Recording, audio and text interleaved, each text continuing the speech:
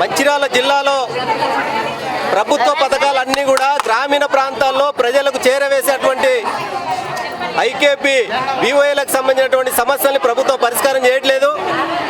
తెలంగాణ ప్రభుత్వం వస్తే ఈ బంగారు తెలంగాణ అయింది. ఐకేపీ విఓఏలు అందరికీ కూడా రెగ్యులరైజ్ చేస్తామని, కనీస వేతనం 5,000 చెల్లిస్తామని చెప్పేసి మన కేసీఆర్ ముఖ్యమంత్రి గారు వాగ్దానం చేయడం జరిగింది.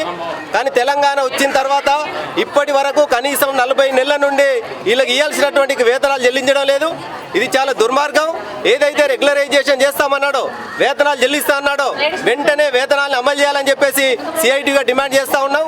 మొత్తం గ్రామీణ ప్రాంతాల్లో ప్రజలందరినీ చైతన్యవంతులను చేసి ప్రభుత్వ పథకాలు అన్నింటిలో కూడా కీలక పాత్ర పోషించేటువంటి ఐకేపీ విఓఏలకు సంబంధించిన సమస్యలు పరిష్కారం చేయాలని, ఇన్సూరెన్స్ సౌకర్యం కల్పించాలని, అందరినీ రెగ్యులరైజ్ చేయాలని, కనీస వేతనాలు చెల్లించాలని చెప్పేసి సిఐటిగా డిమాండ్ చేస్తూ ఉన్నాం. ప్రభుత్వం మొన్న జూపల్లి కృష్ణారావు గారు అసెంబ్లీలో చాలా అసలు ఐకేపీ విఓఏలు అంటే ఎవరో తెలియదని చెప్పారు. దీన్ని తీవ్రంగా ఖండిస్తూ ఉన్నాం. ఐకేపీ విఓఏలు తలుచుకుంటే ఈ ప్రభుత్వ పథకాలను ఎక్కడికక్కడ ఆగిపోతాయని చెప్పేసి, ఒకవేళ విఓఏల సమస్యలు పరిష్కారం చేయకపోతే రాబోయే కాలంలో ప్రభుత్వానికి గట్టి హెచ్చరిక చేస్తూ ఉన్నాం, తగిన బుద్ధి చెప్తామని చెప్పేసి హెచ్చరిస్తా ఉన్నాం.